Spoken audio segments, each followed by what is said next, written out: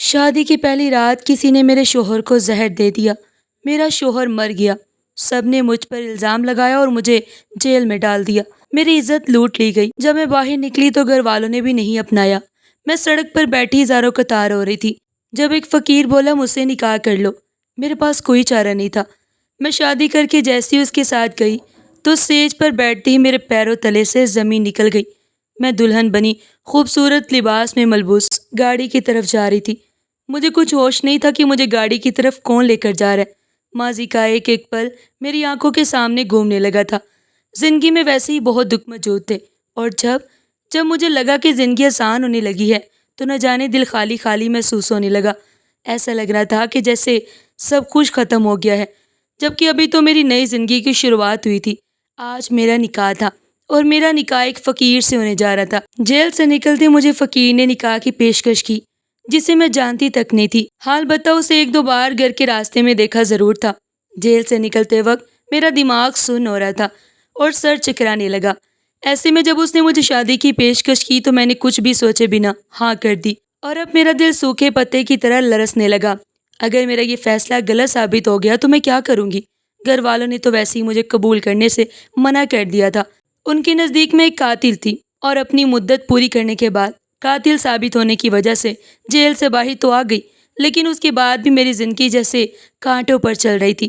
میں سوچ بھی نہیں سکتی تھی کہ میری ہستی کھیلتی دنیا میں یہ دن آئے گا جب میں اپنا سب کچھ چھوڑ چھاڑ کر ایک اندھیر جیل میں بند ہو جاؤں گی، قید ہو جاؤں گی، اور اس سے نکلنے کا کوئی راستہ نہیں ہوگا۔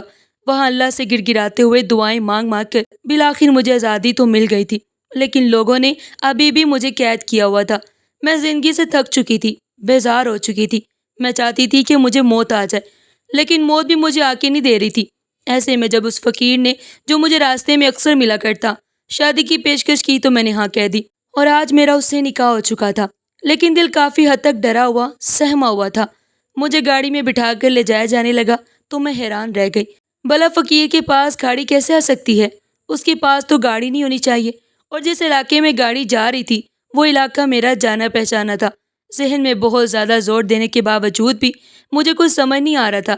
شاید میری یادداشت بھی جیل میں رہ کر کمزور ہو چکی تھی۔ میں نے ہر فکر سے خود کو آزاد کرنے کی کوشش کی اور سر چٹک کر گاڑی کی سیٹ سے اپنا سر ٹکا دیا۔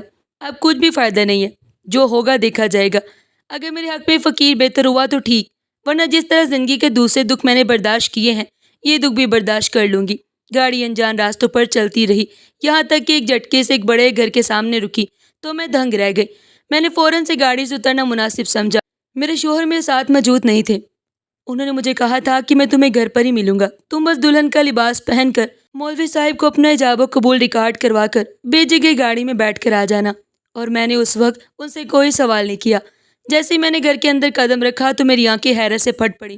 میں ٹکر ٹکر وہاں موجود تمام چیزوں کو دیکھنے لگی جو اپنی مہنگی ہونے کا چیخ چیخ کر اعلان کر رہی تھی۔ ہر چیز اپنی جگہ انتہائی اہمیت کی حامل تھی اور کافی حد تک شاہانہ طرز کی طرف اشارہ کر رہی تھی۔ میرا دل بیٹھتے ہی چلا گیا، یعنی کہیں اس فقیر نے مجھے کسی امیر زادے کو بیچ تو نہیں دیا؟ میں اتنی بے وقوف کیسے ہو سکتی ہوں؟ میرا دل چاہا کہ میں واپس لوٹ جاؤں اور پھر کبھی دوبارہ یہاں نہ آؤں۔ میں ویسے ہی دھوکہ کھا چکی تھی، اپنوں نے مجھے چھوڑ دیا، پر اب میرے پاس اور کوئی چارہ نہیں تھا۔ میں ہمت کر کے قدم آگے بڑھاتی رہی۔ یہ گھر مجھے جانا پہچانا لگ رہا تھا۔ ایسا لگ رہا تھا کہ جیسے میں یہاں پہلے بھی آ چکی ہوں، یا شاید یہ میرا وہم تھا۔ مجھے کچھ سمجھ نہیں آ رہا تھا۔ میں وہاں بیٹھی کمرے میں اپنے شوہر کا انتظار کرنے لگی۔ تقریباً 3 گھنٹے ایسے ہی گزر گئے۔ اب میرا دل بیٹھتا ہی چلا گیا۔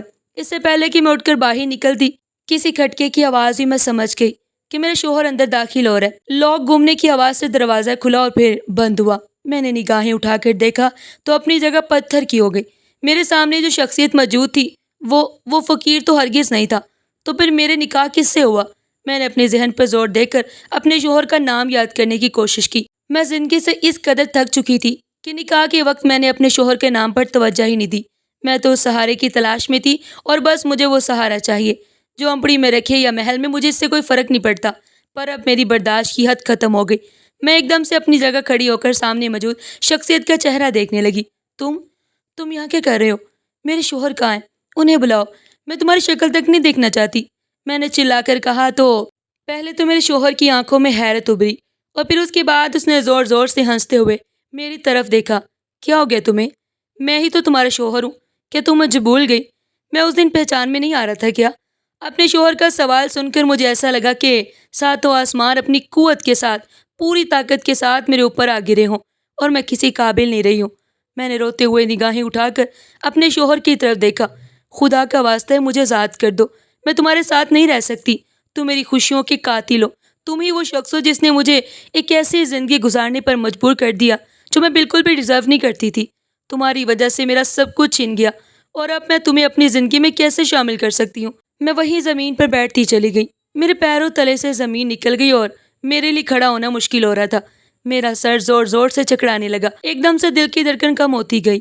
میں نے بے اختیار سینے پر ہاتھ رکھا، دھندلاتی ہوئی نگاہوں سے جو آخری منظر میں نے دیکھا وہ میرے شوہر کا میری طرف بڑھنا تھا، جسے میں اپنا شوہر ماننے کے لیے تیار نہیں تھی۔ اس کے بعد میرا ذہن اندھیرے میں ڈوب چکا تھا اور مجھے کچھ ہی یاد نہیں رہا۔ میرا نام کلثوم ہے اور یہ میری زندگی کی انتہائی تلخ اور کڑوی حقیقت ہے جسے میں آج تک نظر چراتی چلی آئی ہوں۔ لیکن اب میں تھک چکی ہوں اور چاہتی ہوں کہ سب کچھ ٹھیک ہو جائے، پر مجھے کوئی امید نظر نہیں آتی کہ میری زندگی میں اب سب کچھ پہلے جیسا ہو سکتا ہے۔ میں اپنے والدین کی سب سے چھوٹی بیٹی تھی۔ والدین نے انتہائی لاڈ پیار سے پالا، گھر میں دولت کی کوئی کمی نہیں تھی۔ مجھے پڑھنے لکھنے کا بہت شوق تھا، اسی میں نے کالج میں داخلہ لے لیا۔ اس سے پہلے میری 2 بہنوں کی میٹرک کے بعد شادی ہو گئی تھی۔ میرا ایک ہی بھائی تھا جو امی ابو کا لاڈلا تھا، اور پھر اس کے بعد میں پیدا ہوئی، اس وجہ سے مجھے بھی اس کے برابر پیار ملا تھا۔ زندگی بہت خوبصورت تھی، بالکل شہزادیوں والی۔ ابو کی میں لاڈلی تھی، اس سے میری ہر خواہش پوری ہوتی تھی، پر نہیں جانتی تھی کہ شادی کے بعد میری زندگی ایک ایسا موڑ لے گی جس کے بعد میں کبھی خود کو محفوظ تصور نہیں کر سکوں گی، اور زندگی ہمیشہ ہمیشہ کے لیے بدل جائے گی۔ کالج میں قدم رکھا تھا کہ میرے رشتے آنا شروع ہو چکے۔ امی ابو کو ویسے بھی میری شادی کی فکر لگی ہوتی تھی، کیونکہ انہوں نے میری بہنوں کی جلدی شادی کر دی، اور اس وجہ سے انہیں لگتا تھا کہ میری شادی بھی جلدی ہو جانی چاہیے۔ پر میں پڑھ لکھ کر اپنے خوابوں کو پورا کرنا چاہتی تھی۔ میرا مقصد تھا کہ میں ٹیچر بنوں اور بچوں کو انتہائی پیار محبت کے ساتھ پڑھاؤں۔ میرے اندر جو کمی تھی وہ ٹیچرز کی عدم توجہ کی وجہ سے تھا۔ اس سے میں چاہتی تھی کہ میں ایک ایسی ٹیچر بنوں جو بچوں کی انتہائی پیار محبت سے ان کی نفسیات کے مطابق ان کو پڑھائے، تاکہ وہ پڑھائی میں بہتر طریقے سے دلچسپی لے سکے۔ میں نے اپنے اس خواب کا ذکر اپنے والد صاحب سے کیا اور وہ میرا ساتھ دینے کے لیے تیار تھے۔ ہر ماں کی طرح میری ماں کو بھی میری فکر لگی رہتی، انہوں نے میرے لیے رشتہ دیکھنے شروع کر دیے۔ یہاں یہ بات بتاتی چلوں کہ ابو کے 2 بڑے بھائی تھے جنہیں میں تایا جان اور چچا جان کہا کرتی تھی۔ سب سے بڑے بھائی کو میں تایا جان اور ان سے چھوٹے کو میں چچا جان کہا کرتی تھی۔ تایا جان نے شروع سے ابو کے کان میں یہ بات ڈال دی کہ میرے صفدر کے لیے تو کلثوم ہی ٹھیک رہے گی، جبکہ میرے دل میں ایسی کوئی بھی بات نہیں تھی۔ میں نے اپنے والد صاحب کو صاف اور واضح طور پر بتا دیا تھا کہ میں صفدر سے شادی نہیں کروں گی، کیونکہ میں اسے پسند نہیں کرتی۔ وہ مجھ سے عمر میں بھی کافی بڑا ہے، یعنی تقریباً ہمارے درمیان 5-6 سال کا فرق تو لازمی تھا۔ جبکہ چچا جان نے بھی امی سے ریکویسٹ کی تھی کہ کلثوم کو ہماری بہو بنا دے، اور اس وجہ سے ان دونوں بھائیوں کے درمیان اختلافات تھے۔ میں نے امی ابو کو صاف طور پر بتا دیا تھا کہ میں رشتہ داروں میں کسی سے شادی نہیں کروں گی۔ اگر آپ کسی ایک کو بھی ہاں کہیں گی تو دوسرے کا دل ٹوٹ جائے گا، اور میں اس طرح کی فسادات والی شادی ہرگز نہیں کر سکتی۔ ابو میری سوچ کے قائل ہو گئے، لیکن امی چونکہ چچی جان سے کافی حد تک دوستی تھی، اسی انہوں نے مجھے بالآخر میرے کزن رامز کے لیے منا لیا تھا۔ میری منگنی کی خبر عام ہو چکی تھی، جبکہ ابھی میں نے خود فیصلہ نہیں لیا تھا۔ میں نے صرف امی کو ٹالنے کے لیے رامز کا کہا تھا، اور امی ابو نے میرے اس ٹالنے کو ہی میری ہاں سمجھ کر تمام خاندان میں یہ بات پھیلا دی کہ کلثوم نے رامز کے لیے ہاں کر دی ہے اور صفدر کے لیے منع کر دیا ہے۔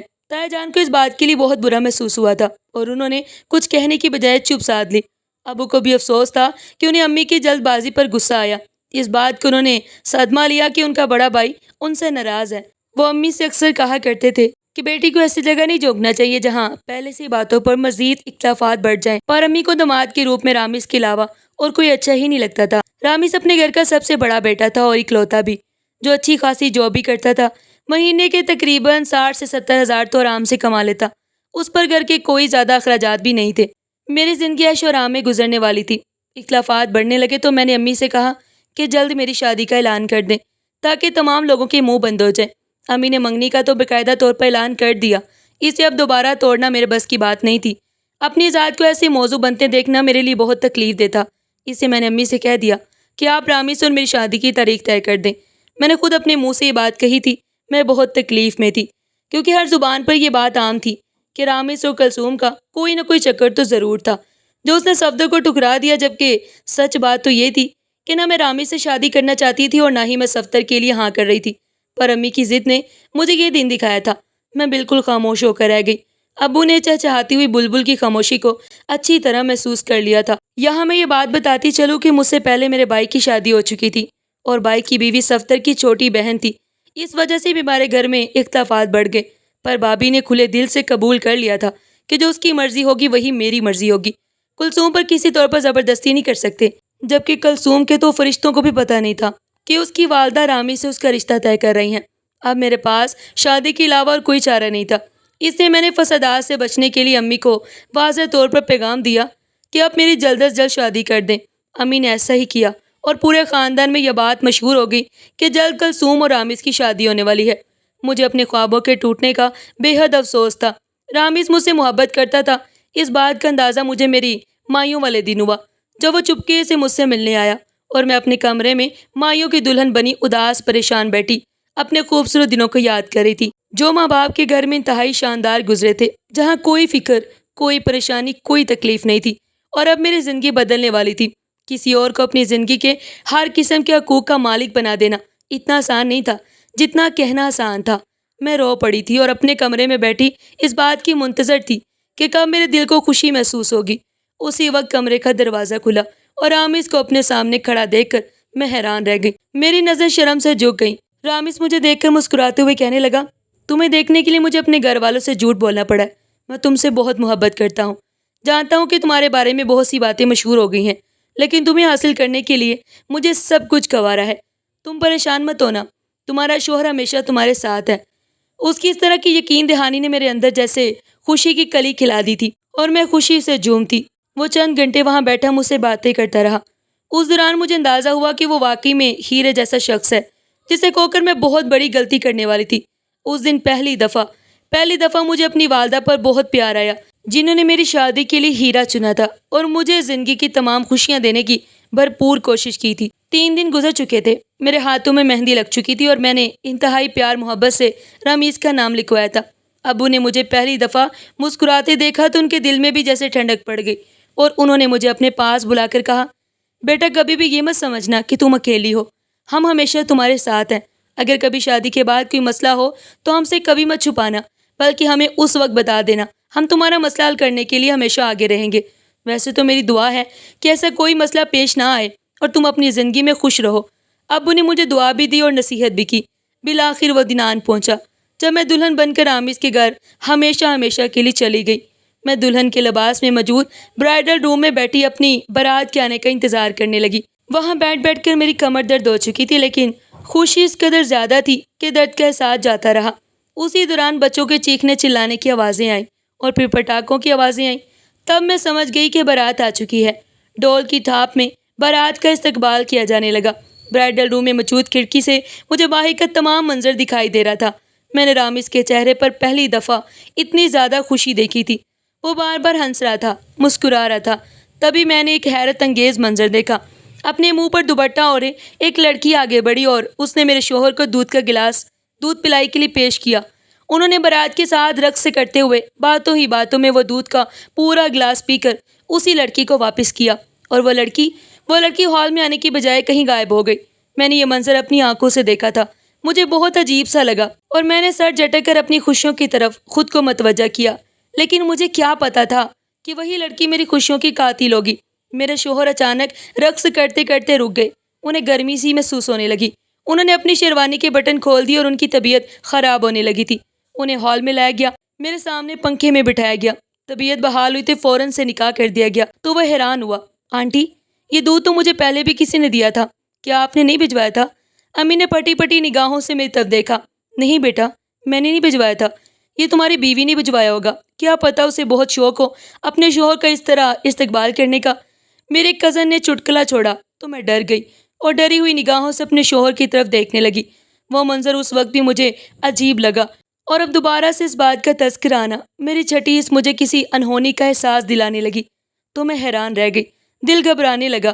میرے شوہر کی طبیعت کے پیش نظر شادی کی تمام رسومات کو کینسل کر کے جلد از جلد میری رخصتی کا اعلان کر دیا گیا اور میں روتے ہوئے اپنے ماں باپ کی دعاؤں کے ساتھ میں اپنے کمرے میں آ گئی۔ میرے شوہر جیسے ہی کمرے میں قدم رکھ کر میرے پاس آئے تو انہیں خون کی ایک بہت بڑی الٹی ہوئی اور میں اپنی جگہ خاموش کھڑی رہ گئی۔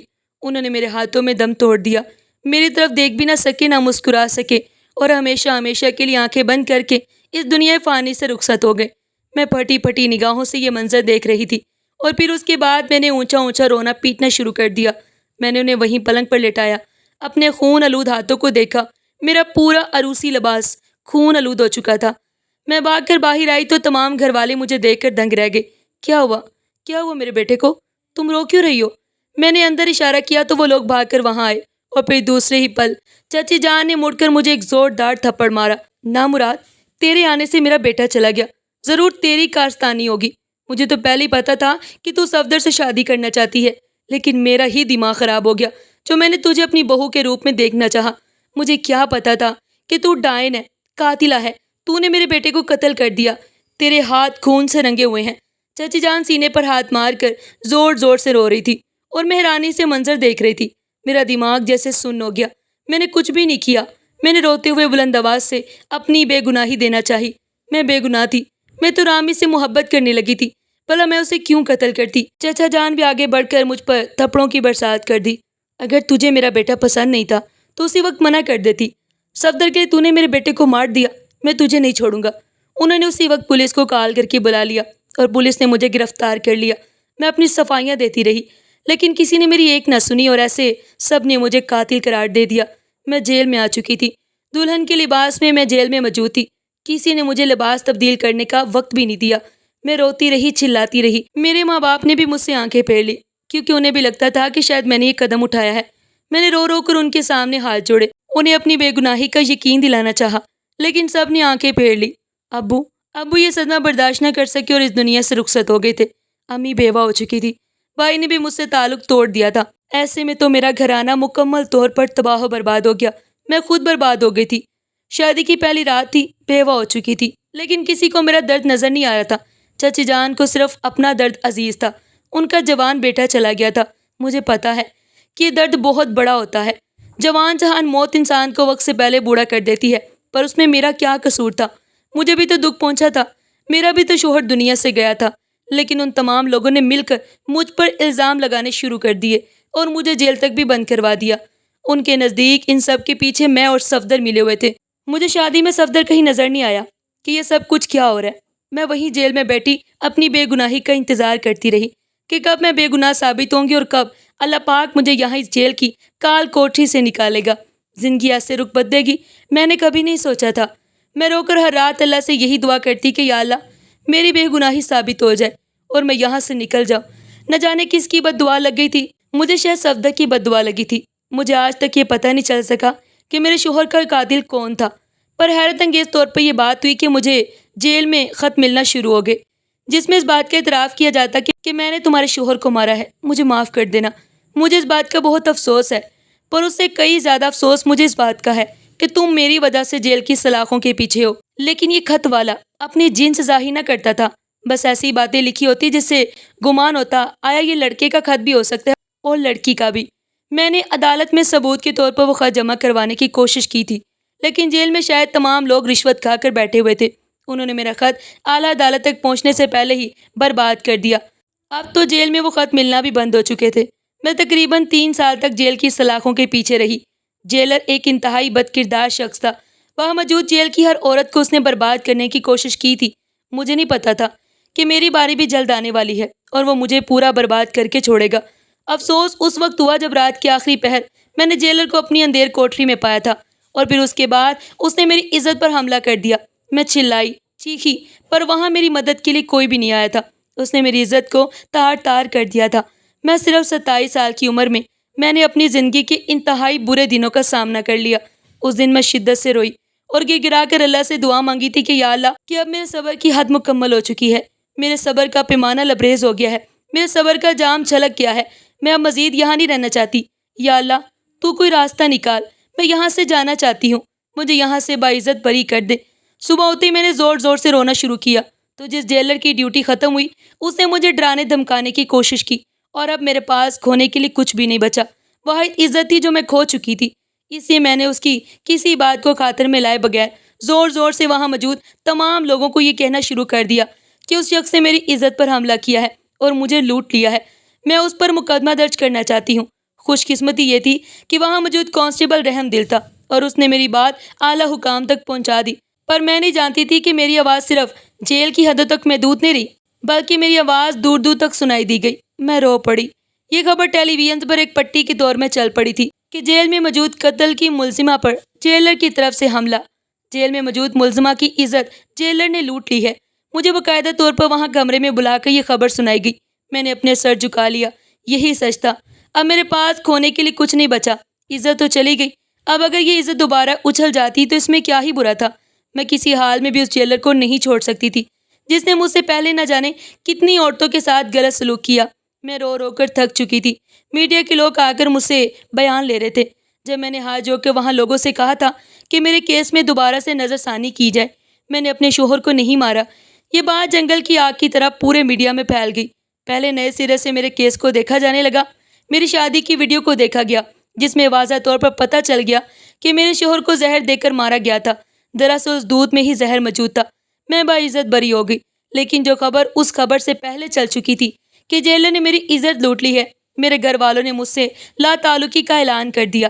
امی بائی کے رحم و کرم پر تھی، کیسے مجھے اپنے گھر میں قبول کرتی۔ مجھے لگا تھا کہ میری زندگی آسان ہو گئی ہے، لوگ مجھ سے معافی مانگیں گے، مجھ سے ہمدردی کریں گے اور مجھے ایک دفعہ پھر سے اپنے گھر میں پناہ مل جائے گی۔ لیکن میں بے حد غلط تھی۔ جو کچھ میں نے سوچا تھا سب کچھ اس کے الٹ ہوا تھا۔ چچا چچی نے مجھ سے معافی تو کیا ہی مانگنی تھی، انہوں نے تو ابھی تک مجھے ہی قاتل قرار دیا تھا۔ انہوں نے مجھے صاف طور پر کہہ دیا کہ چاہے تم باعزت بری ہو چکی ہو، تمہارا کیس کھل چکا ہے، لیکن ہمارے بیٹے کی موت کی ذمہ دار تم ہی ہو۔ تم اس کی زندگی میں آئی، تم ہی نے اسے اس دنیا سے رخصت کر دیا، ہم تمہیں قیامت تک معاف نہیں کریں گے۔ میں رو پڑی کہ ہر وضاحت بیکار ہو چکی تھی۔ جسے نہ سمجھنا تھا وہ سمجھ کر بھی نہ سمجھ رہے تھے، اس میں بھلا کیا کر سکتی تھی۔ میں انتہائی لٹے پھوٹے انداز میں اپنے گھر کی طرف گئی تو امی نے مجھے صاف اور واضح طور پر بتایا کہ تمہارے اس گھر میں کوئی جگہ نہیں ہے۔ اگر تم باعزت بری ہو کر آ جاتی ہو تو ہم تمہیں اپنے گھر میں رکھ لیتے ہیں، لیکن تمہاری عزت لوٹے جانے کے ہر طرف چرچے موجود ہیں، ہم تمہیں دوبارہ قبول نہیں کر سکتے۔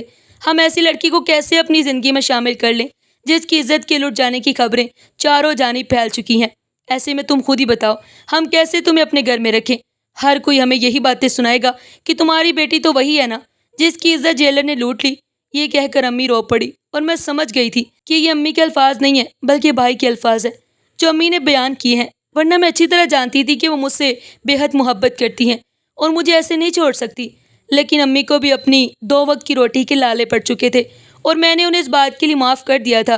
میں نے سوچ لیا تھا کہ میں اپنی زندگی میں آگے بڑھوں گی اور یہ فیصلہ کروں گی کہ مجھے بھی ان تمام لوگوں کو بھلا کر اپنی زندگی نئے سرے سے چلانی پڑے گی۔ پر اس وقت میرے پاس ایک پھوٹی کوڑی بھی موجود نہیں تھی۔ تعلیم بھی میں نے کچھ خاص حاصل نہیں کی کیونکہ شادی کا شور مچ چکا تھا۔ پر اب میں کیا کرتی؟ اسی کشمکش میں وہاں سڑک پر بیٹھی اپنی قسمت پر رو رہی تھی کہ میرے برابر میں ایک فقیر آ کر بیٹھ گیا اور مجھے دیکھ کر مسکرانے لگا۔ اس کی مسکراہٹ دیکھ کر مجھے ایسے محسوس ہوا کہ ایک بار پھر سے میں اپنی عزت کھونے والی ہوں۔ میں نے فقیر سے دور جانا مناسب سمجھا تو وہ میرے پیچھے پیچھے آ گیا اور مجھے کہا، کلثوم میں اچھی طرح جانتا ہوں کہ تم کس تکلیف سے گزر رہی ہو۔ جس تکلیف سے تم گزر رہی ہو میں تمہارے اس درد کو ختم کرنا چاہتا ہوں۔ میں چاہتا ہوں کہ سب کچھ ٹھیک ہو جائے، پہلے کی طرح ہو جائے۔ کیا تم مجھ سے شادی کرنا چاہتی ہو؟ فقیر کے زبانی الفاظ سن کر میں پتھر کی ہو گئی۔ اس وقت مجھے کچھ سمجھ نہ آیا۔ میں کسی سہارے کی تلاش میں تھی، مجھے چھت کی ضرورت تھی، 2 وقت کی روٹی کے لیے میں ترس رہی تھی۔ جیل سے چھوٹے 2 دن ہو چکے تھے اور میں نے ڈھنگ کا کھانا بھی نہیں کھایا۔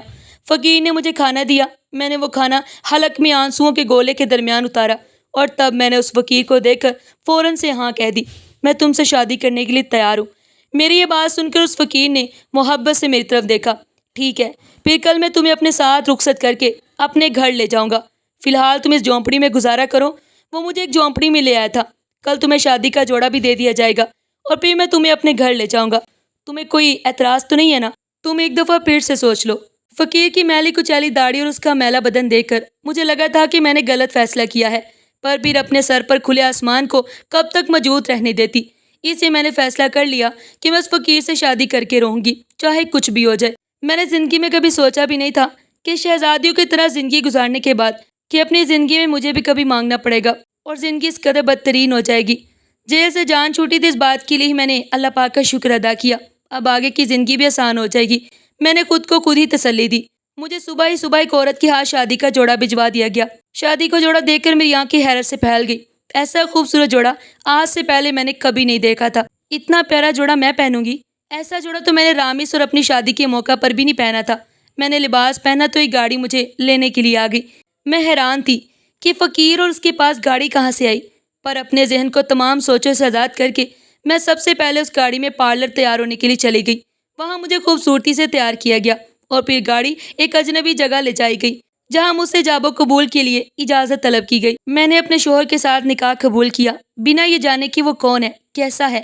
زندگی اتنی تلخ ہو چکی تھی کہ میں نے اس بات کی ضرورت ہی محسوس نہیں کی۔ مجھے بس ایک سہارے کی ضرورت تھی، اس کے لیے میں نے اس فقیر کی پیشکش قبول کر لی، لیکن دیکھ کر حیران رہ گئی تھی کہ گاڑی بنگلے کے پاس آ کر رکی۔ میرے شوہر نے مجھے یہی کہا تھا کہ تم میرے گھر آ جانا، میں تمہارے سامنے تمہیں قبول کر چکا ہوں، اور ایسا ہی ہوا تھا۔ انہوں نے مجھے ریکارڈنگ بھیج دی۔ حیرت انگیز طور پر میں نے انہیں دولہا بنے ہوئے نہیں دیکھا۔ اگر دیکھ لیتی تو شاید میں انہیں کبھی اپنے شوہر کے روپ میں قبول نہ کرتی۔ میں جیسے ہی کمرے میں پہنچائی گئی تو تھوڑی دیر بعد کمرے کا دروازہ کھلا اور میرے سامنے میرے شوہر کی حیثیت سے صفدر کھڑا تھا۔ میرے ہاتھ پیر کانپنے لگے۔ تم یہاں کیا کر رہے ہو؟ میں نے صفدر سے پوچھا۔ صفدر نے ہنستے ہوئے میری جانب دیکھا۔ تمہارا شوہر ہوں تو میں ہی تمہارے کمرے میں آؤں گا نا؟ یہ سن کر میرے پیروں تلے سے زمین نکل گئی۔ میں تمہیں اپنا شوہر نہیں مانتی، چلے جاؤ یہاں سے۔ تمہاری وجہ سے مجھ پر اتنا بڑا الزام لگا، میں تمہیں کبھی معاف نہیں کروں گی۔ صفدر نے آگے بڑھ کر مجھے اپنے گلے سے لگا لیا۔ میں اس کی باہوں میں مچلنے لگی۔ مجھے تمہارے ساتھ نہیں رہنا۔ پھر پتہ نہیں کیسے کہ میں بے ہوش ہو گئی۔ اگلے دن جب ہوش آیا تو صفدر میرے سامنے شرمندہ کھڑا تھا۔ میں مانتا ہوں کہ میں قصوروار ہوں۔ میں نے رامس کو زہر دینے کی کوشش کی تھی، لیکن خدا کا کرنا یہ ہوا کہ میں نے جس کرائے کے قاتل کو خریدا تھا میں نے اسے فون کر کے منع کر دیا۔ اس نے میری بات مان لی تھی۔ میرے اوپر سے ضمیر کا ایک بوجھ ہٹ چکا تھا۔ میرا ضمیر مجھے بار بار ملامت کر رہا تھا۔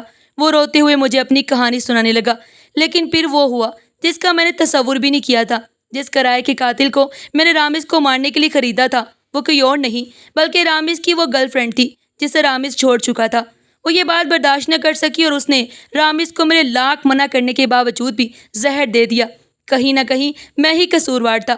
میں اس حقیقت کو قبول کر چکا تھا کہ تم اب رامس کی ہو چکی ہو، لیکن شاید اس نے اس حقیقت کو قبول نہیں کیا۔ وہ میری پرانی دوست رہ چکی تھی اور میں نے اس کا انتخاب بھی اسی لیے کیا تھا، پر مجھے کیا پتا تھا کہ وہ رامس کی نفرت میں اس حد تک آگے بڑھ جائے گی کہ اسے موت کے گھاٹ اتار دے گی۔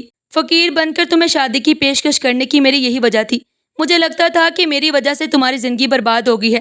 تمہاری زندگی میں جتنی مشکلات آئیں میری وجہ سے آئیں۔ میں اپنا گھر بار سب کچھ چھوڑ چکا ہوں۔ میرا ذہنی توازن جیسے اپنی جگہ پر نہیں رہا تھا۔ جس دن مجھے پتا چلا کہ تم جیل سے رہا ہو کر واپس آ رہی ہو، تب میں نے سوچ لیا کہ میں تمہیں اسی وقت راستے میں گھیر کر شادی کی پیشکش کروں گا۔ اگر تم نے شادی کی پیشکش قبول کر لی تو میں تمہیں زندگی میں تمام خوشیاں دوں گا، اور اگر تم نے شادی کی پیشکش قبول نہ کی تو اس دن میری زندگی کا بھی آخری دن ہوگا۔ میں نے سن ہوتے دماغ کے ساتھ صفدر کی زبانی یہ کہانی سنی۔ میں ہچکیوں سے رو رہی تھی۔ وہ میرے پاس کھڑا اور میرے آنسو پہنچ رہا تھا۔ اگر گھر والوں کو پتہ چلے گا تو وہ کیا سوچیں گے؟ اگر واقعی میں تم مجھ سے محبت کرتے ہو تو مجھ پر سے جو مقدمہ ہے ہمیشہ ہمیشہ کے لیے ختم کروا دو اور اس کی اصل قاتلہ کو گرفتار کرواؤ، تبھی میرے دل کو سکون پہنچے گا۔ صفدر نے مجھ سے وعدہ کیا اور اگلے ہی پل وہ اپنی گواہی لے کر تھانے پہنچ چکا تھا۔ تھانے والوں میں اس کی گواہی پر رامس کی گرل فرینڈ کو گرفتار کر لیا، اور ایسے میری زندگی کے وہ انتہائی مشکل دن جو میں نے کاٹے تھے صفدر کی صورت ختم ہوئے۔ اب میں اس کے ساتھ خوش و خرم زندگی گزار رہی ہوں۔ ماضی کو بھول کر ہم نے وہ شہر تک چھوڑ دیا جہاں ہمارے رشتہ دار رہتے ہیں تاکہ ہم دونوں کی زندگی میں کوئی مشکل دوبارہ نہ آئے۔ میں ایک بیٹے کی ماں بن چکی ہوں اور میں نے سوچ لیا ہے کہ میں اس کی تربیت ایسے کروں گی کہ اسے زندگی میں دوبارہ صفدر اور رامس کی طرح مشکل کا سامنا نہ کرنا پڑے۔ میں اسے عورت کی عزت کرنا سکھاؤں گی اور اسے یہ سکھاؤں گی کہ عورت کا ایک دفعہ منع کرنے کا مطلب منع کرنا ہوتا ہے، اس پر وہ کسی کو قتل نہیں کر سکتا۔ صفدر بھی مجھے دیکھ دیکھ کر جیتے تھے اور میری دنیا صفدر بن چکے تھے۔ انہوں نے میری زندگی میں مشکل کھڑی کی تھی، انہوں نے میری زندگی میں دوبارہ آسانی بھی پیدا کی تھی۔ اس بات کے لیے میں ان کی جتنی شکر گزار رہتی کم تھا۔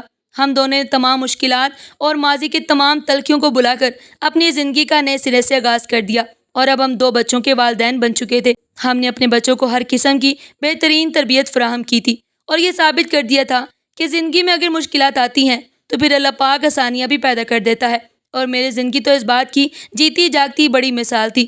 ناظرین، اگر آپ کو آج کی یہ کہانی پسند آئی ہو تو چینل کو سبسکرائب کرنا، ویڈیو کو لائک کرنا اور شیئر کرنا مت بھولے گا۔ پھر ملتے ہیں ایک نئی ویڈیو کے ساتھ، تب تک کے لیے اللہ حافظ۔